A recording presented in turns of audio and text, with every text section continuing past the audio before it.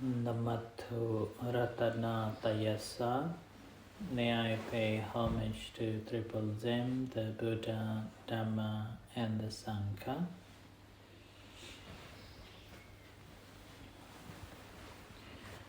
And everyone, today we are all gathering here at the temple to celebrate Vesak Day, Vesak Puja Day, one of the very important Buddhist day that we all celebrate. Vesak Day is the day when the Buddha was born. His enlightenment and his passing away day took place in the same day. And it is quite interesting that how it could happen that all 3 days took place in the same day. And further on, we read in the scripture saying that the day when the Buddha was born, he stepped 7 steps. Immediately he was born. And that's another mystery. What a magical that how he managed to walk as soon as he was born in Lumbini. And after born, again stayed as a prince for 29 years and gave up the palace and became a monk, an ascetic, seekers of the truth for another 6 years, practicing, studying and practicing, available all those teachings and philosophies and practices. And after 6 years of a study and a practice, eventually he found out that all the teachings that he was gathering and studying did not lead to the liberation, to the happiness. So he gave up all those techniques and teachers and teachings, went on practicing by himself. And by practicing himself and on the full moon day, at the age of 35, he became the Buddha.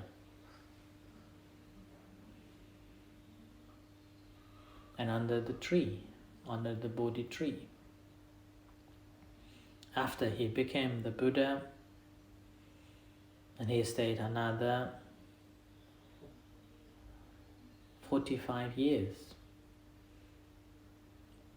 teaching the teachings and spreading what he found to all the people for 45 years. And at the end of the day, at the age of 80, he passed away under the tree again. So he was born under the tree, he gained enlightenment under the tree, and then he passed away under the tree. Well, it's amazing. That's why we, as a Buddhist, we say Namo Tassa Bhagavato Arahato Samma Sambuddhassa, which means homage to the Blessed One, the Worthy One, Noble One, and the Self-Enlightened One. Always we say that word, the sentence, Namo Tassa Bhagavato Arahato Samma Sambuddhassa. And this is again signifies we are paying respect to the Blessed One who has get rid of desire, hatred and ignorance and taught us to practice, to be free from this desire, free from the hatred and ignorance.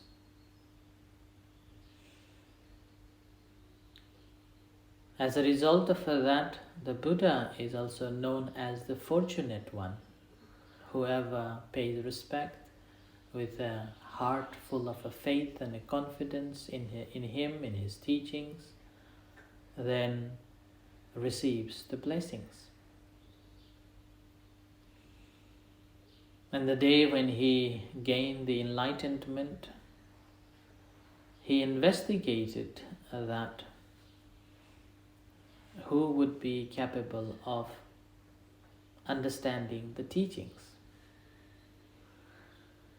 And after investigating, he realized that the Dhamma is so sublime, so subtle and so deep, it would be very difficult for people or beings who has got lots of dusts or ignorance.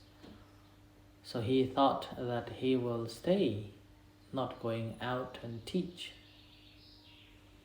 And that moment, Sahampati Brahma from the Brahma world realized the Buddha's mind, saying that, oh, Buddha is not going to teach anymore. That will be waste. I better go and pay respect to the Buddha and ask for preaching, for teaching. So that's how Brahma from the Brahma world descends immediately in front of the Buddha and paid respect and requests the Buddha to teach, saying, Brahma cha lokadi pati sahampati katanjali andivarang ayachatha santita sata parachaka chatika dese tu dhammang anukampi mang pachang. So the Brahma comes down and descends and requests to the Buddha, saying that please teach. Katanjali andivarang ayachatha. For the benefit of many, please teach. And that's how, after the Brahma requested him, he decided to investigate once more. And that's how he realized that there are beings who could understand his teachings.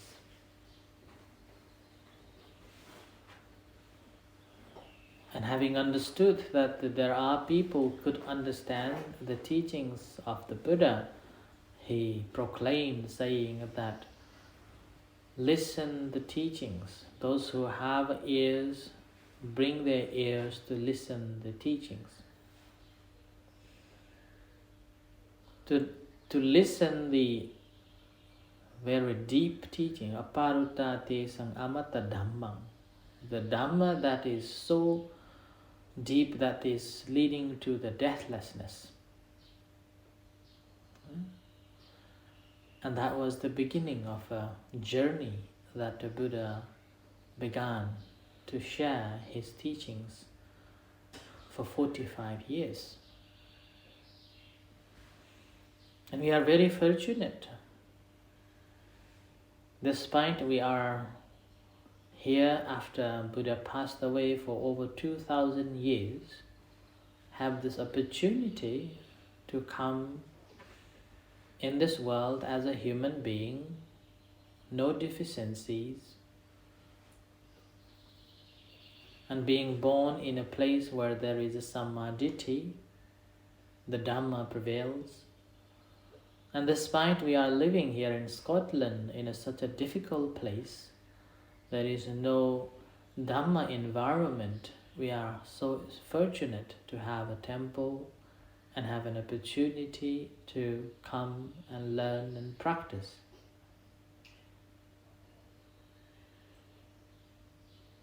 So we are very fortunate to have this opportunity. Because once the Buddha said in Anguttara Nikaya, Book of 6, there are 6 types of things hard to find. The first type is the arising of the Buddha in this world is very hard to find. Because to be the Buddha, you have to cultivate a lot of merits and fulfillment of all the parameters. All the parameters. From the scripture, we understand that the Buddha cultivated the merits and the fulfillment of parameters with his wisdom 20 uncountable kalpas. That's a lot.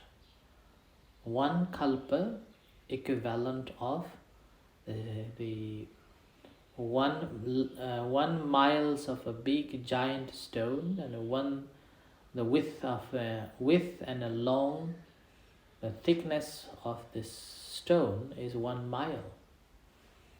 And once in a while,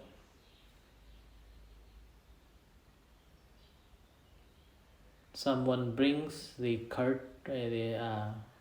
wool and swipe it once in 100 years. And until that, when this whole stone disappears, then that counts 1 kalpa. And think about the 20 uncountable kalpas. That's a very long time. And also the dedication and determination he had towards the achievement of the Buddha. So it's a very difficult task. So it's very difficult to be arising the Buddha. And now we are so fortunate. We are born in the era the Buddha's sasana or Buddha's teaching is still there. And number 2, the number 2 is difficult to find or arise in the world is the continuity of a person who continues spreading the teachings of the Buddha or Saddhamma is difficult to find. And we are again fortunate, despite we are living in such a distant place, we have a Dhamma here. So we have opportunity to learn. And the third difficult to arise is being born in the place where there is Arya Puggalas. And here Arya Puggalas defining that not just a person or a Puggala who has attained the enlightenment, because we do not know which monks have attained the enlightenment. They will not declare, they will simply practice and continue practicing and living a simple life. So as a result of that, we are advised and encouraged to pay respect all the venerable monks and venerable nuns as a symbol as well as the Arya Puggalas.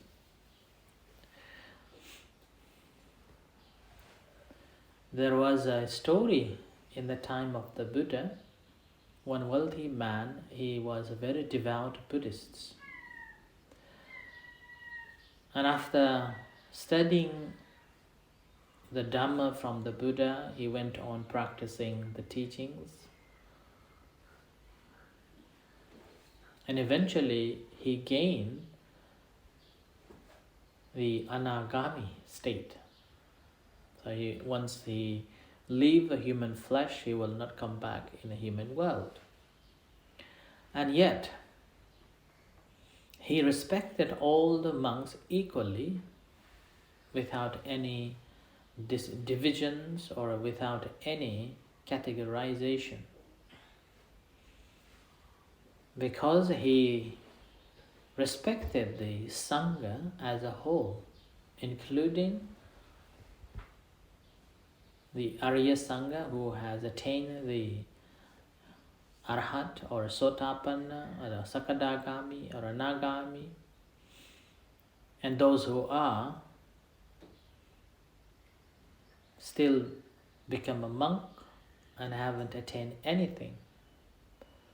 Because being an Anagami, he had a supernatural power to see and understand others' mind, that whether this monk is attained or not, or whether this monk is virtuous or not.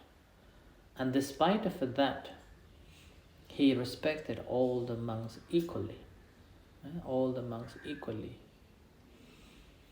And that is regarded as the Arya Sangha, as a symbol.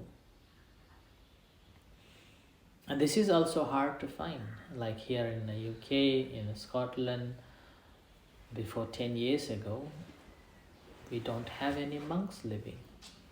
We don't have any temples. People were so much wishing to have temple, wishing to have monks, so that we'll have an opportunity to do the religious activities and do the merits makings and practice and listen to dhammas and so on. And that is difficult. And now we are fortunate to have that. And then the next one is, it is difficult to have people who will come and listen to Saddhammas. Right? And this is again very difficult, because when we come to temple, it is very difficult to come to the temple. When we come to temple, we feel there are many people think that it's a waste of time, gaining nothing, and I spend more time in other tasks, whether it's a business, whether it's a family matter, whether going for walks, or parties and like that. Because when they go to work, they think they will have some money as a reward, instant reward. When they go to party, they will have a chance to dance and entertain. When they go for a walk, they feel that they are losing some fats. They're losing some fats or becoming more healthy, and so on. So they are expecting the instant results. And with that, they are going far and far away from the Saddhamma. Right? And that's the reason why listening the Saddhamma and practicing in accordance with it, there are very few people. Very few people could spare time and study and practice. And then the further on, person who will transmit the Saddhamma is also difficult to find, difficult to arise. And that's again, it takes a long time studying, practicing and understanding the Dhamma, and again teaching to others. It's also very hard to find. So we are very fortunate that we have all these opportunities. Born in the time of the Buddhist teachings is there. And we have a temple, we have monks, we have opportunity to listen to Saddhamma and also chance to practice. So today we are celebrating Vesak Day. We are taking this opportunity to come and practice. Come and practice. And here It's not the important that why the Buddha walked for 7 steps after he was born. It's not that how much he dedicated his time and effort to be the enlightenment, and how much 45 years he spent his time to share his knowledge. The important is the hope and aspiration that one has. When we have this hope and a confidence and aspiration, everything comes to success. There are people saying that once you have a full confidence within, and eventually you will receive the success. The same with the Buddha. So Buddha made this vow very long time ago that I will be the Buddha and will help people to understand the teachings, and that's how people will be free from the suffering. And he kept that vow, that aim and that hope. And same with us. If we can make our hopes pure and determined to attain that hope and working towards it, doesn't matter how hard we have to work, doesn't matter how difficult life may be. If we are working hard, continuously working towards it, and eventually we will attain that for sure. Same with in our life, success in our life, or success in the spiritual path.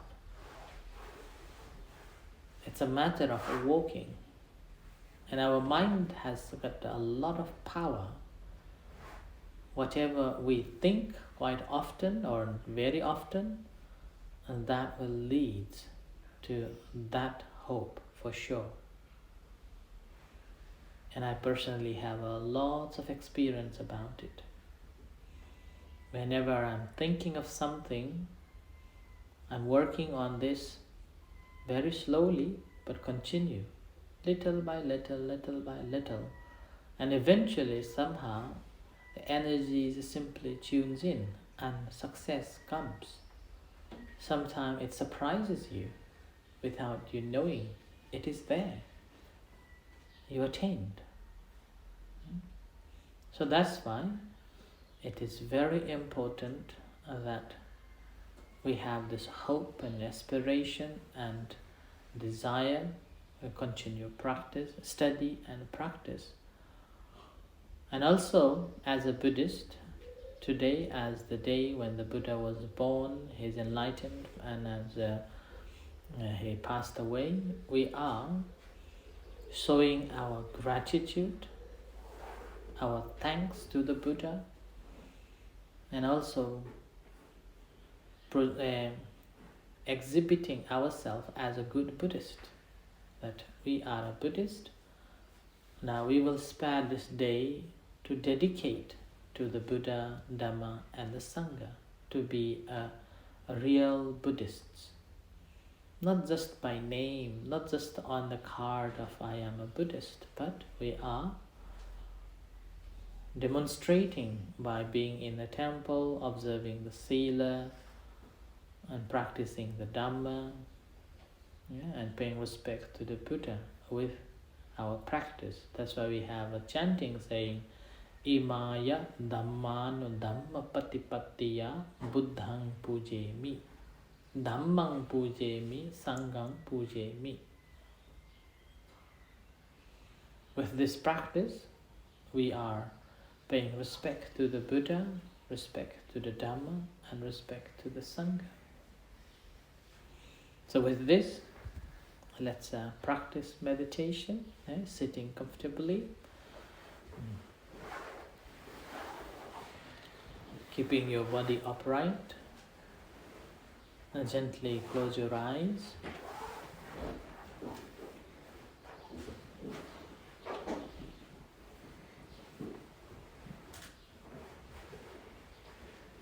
And bring your attention to Observe your breath coming in, going out. As breathing in and breathing out, noticing your body sitting here.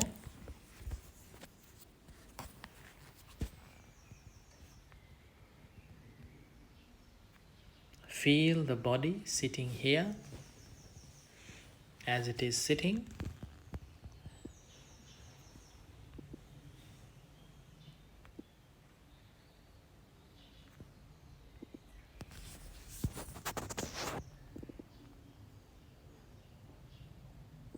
And you may recite within yourself, sitting, sitting, sitting.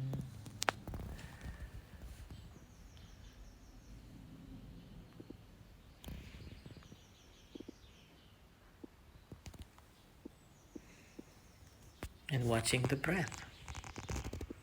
Whenever it comes, you know it is coming in. Whenever it goes, you know it is going out.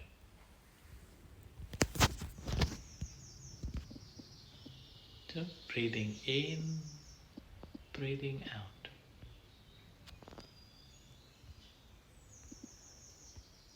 Breathing in, breathing out. Sitting.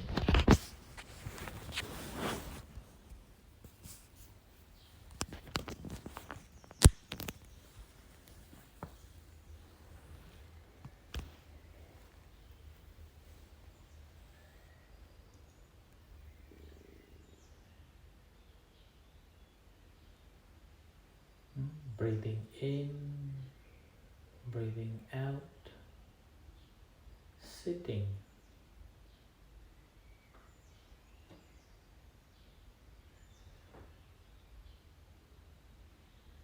Breathing in, breathing out. Now you can observe your belly rising.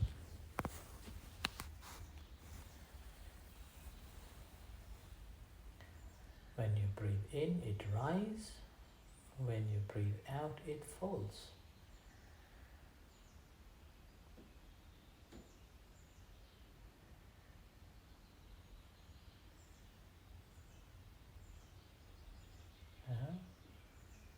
Here, breathing in, rising, breathing out, falling,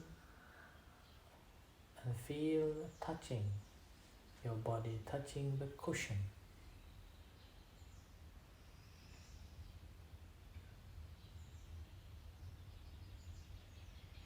Breathing in, rising, breathing out, falling. Feel the touching.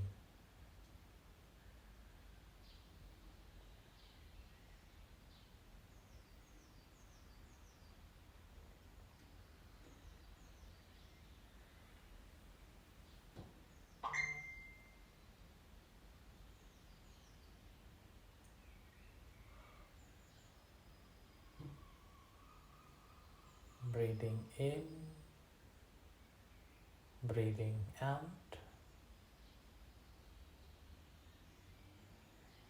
breathing in, breathing out.